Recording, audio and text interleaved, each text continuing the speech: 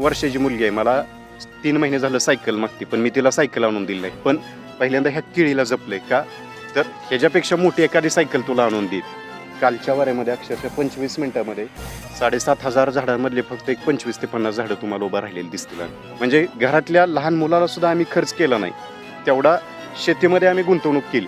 महागाई जर बघितली तर गेल्या वर्षी जी बॅग होती त्याच्यामध्ये जवळपास 500 ते 700 रुपयाने आता ह्या वर्षी वाढ झालेली आहे. जुगार खेळलो आम्ही ह्याच्यामध्ये, असा जुगार की आयुष्यात कोणीही एवढा जुगार खेळणार नाही. गव्हर्नमेंटला शेतकऱ्याचं काय घेणं देणं पडलं नाही, फक्त खाणाऱ्यांचं पडलेलं आहे, पिकवणाऱ्याचं काही त्याला पडलेलं नाही.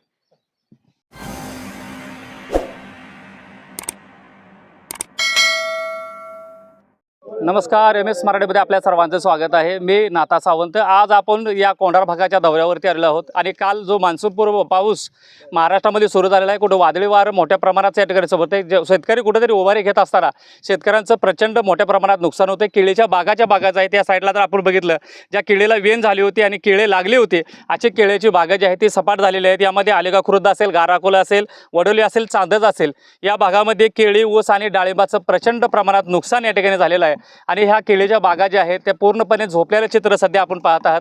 आणि अशा पद्धतीनं आपण बघितलं तर छोटी छोटी या ठिकाणी केळी लागली होती, कुठेतरी सुरुवात झाली होती. शेतकरी उभारी राजा घेतोय. उभारी घेत असताना शेतकऱ्याला नैसर्गिक संपत्तीला, अडचणीला मात करावी लागते आणि शेतकऱ्यांचं हातोनात नुकसान होतंय. आपल्यासोबत काही येथील शेतकरी आहेत आणि संजय पाटील भीमानगरकर माजी सभापती यांचाही दौरा या ठिकाणी आहे. ते दौऱ्यामध्ये सहभागी आहेत आणि ज्या बागेचं नुकसान झालेलं आहे ते आम्हाला या ठिकाणी दाखवत आहेत.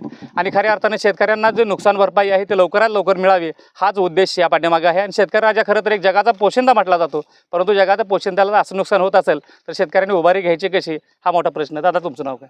हनुमंत लक्ष्मण काळे. काय झालं होतं? किती वाजता वारं सुटलं होतं? 5:30च्या दरम्यान वार आलं. बर. आणि आल्यानंतर माझ्या 2.5 एकर केळ सगळी सपाट झालेली, भुईसपाट झालेली. भुईसपाट झालेलं आहे. साधारण किती नुकसान झालेलं आहे तुमचं? तरी आता 20-25 लाखाचं तरी नुकसान झालेलं आहे. नुकसान झालेलं आहे. हो. ह्याच्या आधी कसाच वारं कधी सुटलं होतं का? नव्हतं सुटलं. नव्हतं. मग हा कसलं संकटच म्हणायचं? हो, एकदम मोठं संकट म्हणायचं. मोठं संकट. हो. तर साधारण शासनाला काय तुमची मागणी असणार आहे? आम्हाला याची भरपाई लवकर मिळावी. तसं पंचनामे हो. पंचनामे करून अजून काय काय नुकसान या भागामध्ये झालंय? ऊसाचं झालंय, डाळिंबाचं झालंय, मका आहे, कडवळ आहे, भुईसपाट झाले सगळी पिकं. शासनाला तुमची मागणी प्रामुख्याने पंचनामे करून आम्हाला भरपाई मिळावी. पण जर पाहिलं तर केळी जी आहे त्या पूर्णपणे उन्मळून पडलेल्या आहेत. मुळासकट या ठिकाणी केळी पिकाचं नुकसान झालेलं आहे आणि शेतकऱ्यांच्या हातातोंडाला आलेला घास निसर्गाने हिसकावून घेतलेला आहे. खरं तर शेतकरी हा कायम अडचणीत आहे आणि प्रत्येक संकटाला शेतकऱ्यांना तोंड द्यावं लागतं. दादा, तुमचं नाव सांगा, काय किती नुकसान झालेलं आहे? माझं नाव धनाजी शिवाजी पवार, आलेगाव खुर्द, तालुका माडा, जिल्हा सोलापूर. कधी लागण केली होती केळीची? 9व्यात केली लागण. बर.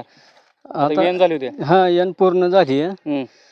पूर्ण 5च्या 5 एकर सापड झालेला आहे. बर. किती नुकसान झालेलं आहे? साधारण 50 लाखाचं नुकसान झालेलं आहे. 50 लाख. आणि तुमच्या भागात कधी इकडे केळी लावली? केळीकडे तुम्ही वळालेले आहेत, याआधी ऊस लावला होता का? डायरेक्ट ऊस होतं ह्याच्या आधी, आता नंतर केळीवर पहिल्यांदाच केलेली आहे. पहिल्यांदाच केळी केली, पहिल्या नुकसान झालेलं आहे. शासनाकडे काय मागणी असणार आहे? शासनाने मागणी भरपाई द्यावं तेवढं इच्छा आहे शेतकरी, भरपाई मिळावी. खरं तर या भागामध्ये, कोंढार भागामध्ये कुठेही केळी नाही आहे, केळीचं उत्पादन घेतलं जात नाही आहे.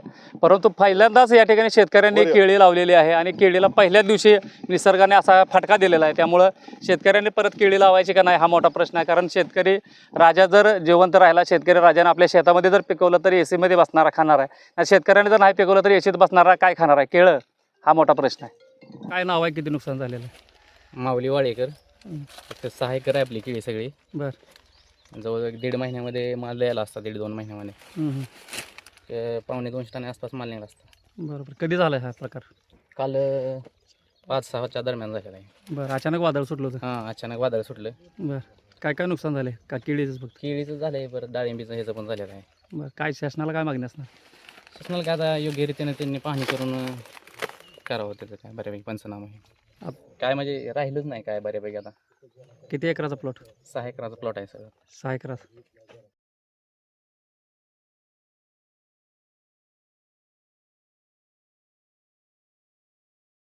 प्रल्हाद केचे, गाव आलेगाव खुर्द.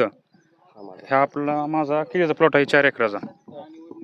हे बरं म्हणजे येण चालू झाली ती बऱ्यापैकी. कधी नुकसान झालंय? काल 5-6 वाजता 6च्या दरम्यान वादळ. लागण कधीच केली? लागणं 7-8 महिने झाले लागण करून. 9 महिने झाले ते. येण झाली होती. हा येण झाले होते. किती नुकसान आहे? किती एकर आहे साधारण?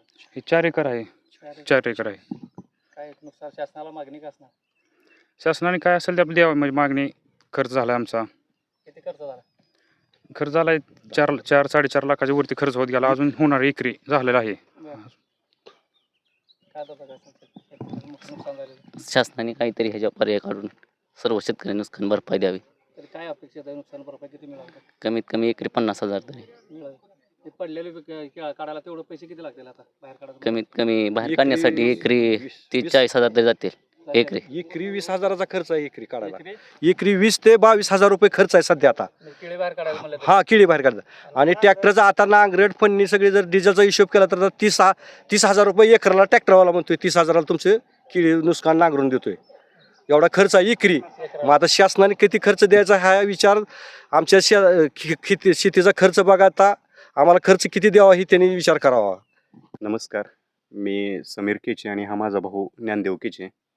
आम्ही गेल्या वर्षी 10 ऑक्टोबरला लागवड केलेली होती. साधारणतः आमचे सगळी लागवड आहे 6,500-7,500 झाडांची आहे. ह्या लागवडीमध्ये जवळपास आम्ही एकरी आतापर्यंत 2.5 लाखाचा खर्च केलेला आहे आम्ही आतापर्यंत केळ उभा करण्यासाठी. आणि कालच्या वाऱ्यामध्ये अक्षरशः 25 मिनिटामध्ये 7,500 झाडांमधले फक्त एक 25 ते 50 झाडं तुम्हाला उभा राहिलेली दिसतील. म्हणजे एवढं नुकसान झालं आहे की ह्याच्या अगोदर आम्ही हे कधी एवढं पाहिलं पण नव्हतं आणि विचार पण केलेला नव्हता की एवढं आमचं नुकसान होईल. ह्याच्यामध्ये तुम्ही जर पाहिलं पाठीमागं तर एकही झाड आमचं उभं राहिलेलं दिसत नाही. म्हणजे एवढा तळहाताच्या फोडासारखा आम्ही खर्च केला. माझी 9 वर्षाची मुलगी आहे. मला 3 महिने झालं सायकल मागते, पण मी तिला सायकल आणून दिली नाही. पण पहिल्यांदा ह्या केळीला जपलंय का तर ह्याच्यापेक्षा मोठी एखादी सायकल तुला आणून देईल. म्हणजे घरातल्या लहान मुलाला सुद्धा आम्ही खर्च केला नाही तेवढा शेतीमध्ये आम्ही गुंतवणूक केली. पण निसर्गाची जर कृपा बघितली तर सुरुवातीला ऑक्टोबर हिट आली, परत 3 महिने थंडी पडली. त्या थंडीमध्ये कशी तर बाग वाचवली. त्याच्यानंतर उन्हाळा आला, उन्हाळ्यामध्ये जपली आणि पावसाच्या तोंडावरती आमची बाग भुईसपाट झालेली आहे. म्हणजे केळी असेल, डाळिंब आहे, खाली डाळिंब पण आहे. डाळिंबाचे पण सगळे फळं गळून पडलेले आहेत. म्हणजे अक्षरशः काही राहिलेलं नाही. केळी पडली, डाळिंबही पडलं. आता ह्याच्या आम्हाला जर हे नीट करायचं म्हणलं तर एकरी सरासरी जवळपास 40,000 ते 50,000 रुपये खर्च येतो ह्याच्यामध्ये. ह्याच्यामध्ये नवीन ठिबक टाकलेले, सगळा खर्च केलेला आहे. महागाई जर बघितली तर गेल्या वर्षी जी बॅग होती त्याच्यामध्ये जवळपास 500 ते 700 रुपयानं आता ह्या वर्षी वाढ झालेली आहे. म्हणजे उत्पादन खर्च आणि आम्ही उत्पादन निघणार आहे ह्याच्यामध्ये शाश्वती कुठला नाही. एक जुगार खेळलो आम्ही ह्याच्यामध्ये, असा जुगार की आयुष्यात कोणीही एवढा जुगार खेळणार नाही. आम्ही जवळपास ह्या 5.5-6 एकरामध्ये जवळपास 7 ते 8 लाख रुपये आम्ही खर्च केलेला. आता ह्याचं रिकव्हरी आम्ही कसं करणार? ह्याला दुसरं आमच्याकडे उत्पन्न दुसरं काय नाही. जेवढं क्षेत्र होतं तेवढं आम्ही बाग लावून टाकलेली होती. पर्याय काय आहे ह्याच्यामध्ये आणि आम्ही कसं रिकवर करण्याचं? मग आम्हाला ह्याच्यामध्ये शासनानं काहीतरी अशा आर्थिक भरीव दिली पाहिजे की बाबा तटपुंजी मदत न देता शासनाचे निकष काय, हेक्टरी 22,500 रुपये देणार. आमचा एका वेळेचा खर्चच तेवढा 22,500 रुपये होता ह्या बागाला. 15 दिवसाला आम्ही तेवढं खर्च करत होतो. शासन देऊन देणार किती? शासनानं काहीतरी शेतकऱ्याची गंभीर दखल घेतली पाहिजे आणि त्याच्यावरती ठोस धोरणात्मक आम्हाला काहीतरी ह्याच्यामध्ये मदत दिली पाहिजे. आज एक झाड काढायचं म्हटलं आणि ह्याच्या खालची ठिबकची नळी काढायची म्हटलं तर आम्हाला जवळपास 5 ते 7 गडी एका लाईनला लागतात झाडं उचलून टाक आणि मग त्याच्या खालचं ठिबक काढायचं आणि मग तिथनं नीट करायचं. हे नीट करणं आणि दुसरं पीक उभा करणं जवळपास एकरी सुरुवातीला आम्हाला लागते 1.5 लाख रुपये खर्च अपेक्षित आहे. आमची अपेक्षा एवढीच आहे, शासनानं आम्ही काय त्यांना 1 लाख किंवा 1.5 लाख मागत नाही, पण आमची ही जी झालेली पडझड आहे ती आम्हाला व्यवस्थित करण्यापुरतं तटपुंज मानधन न देता व्यवस्थित काय तर हाताला आम्हाला भरीव मदत द्यावी हीच अपेक्षा आहे. काय सांगाल एकंदरीत? एकंदरीत काय आता तुम्ही बघताय समोर सगळं सुपडा साफ झालंय. काय याच्यातनं उभाच राहायची शक्यता कमी आहे. अशा अवस्था आहे. शासन मदत करेल ना थोडीफार तुम्हाला? आता शासनानं भरीव मदत केली पाहिजे. आमचं झालेलं नुकसान बघून तरी तेवढी मदत केली पाहिजे.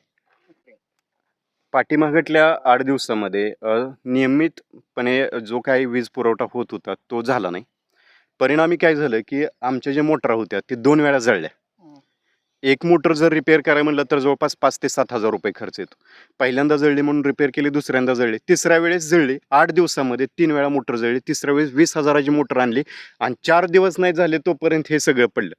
पाठीमागं आखाती देशामध्ये युद्ध पेटलं. युद्ध पेटल्यानंतर जवळपास एका शेतकऱ्याने 5-5, 7-7 एकर हायशी केळ जाग्याला सोडून दिली. अक्षरशः जाग्याला केळ पिकली. त्यावेळेस गव्हर्नमेंटला काही दिसलं नाही.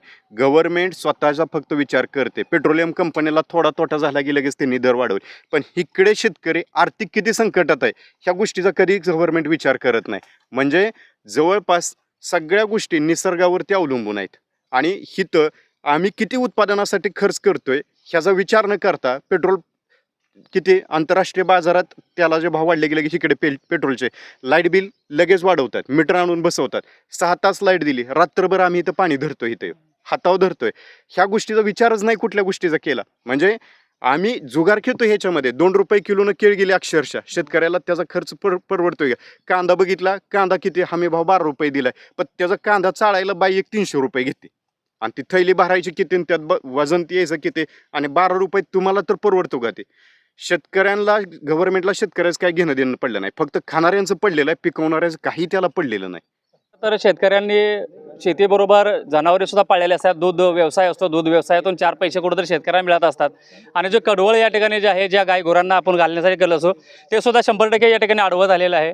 असं आतोनात या ठिकाणी शेतकऱ्यांचं नुकसान झालेलं आहे. ज्या गाईला चारा असेल, म्हशीला असेल किंवा जर्सीला असेल, असा जो चारा जर घातला तर म्हैस दूध देणार आहे. आणि हे कडवळ जे आहे पूर्णपणे उजवं 100% झालेलं आहे. आणि शासनाने याचा विचार करून लवकरात लवकर नुकसान भरपाई करावी हीच मागणी येथील शेतकऱ्यांच्या वतीनं केली जाते.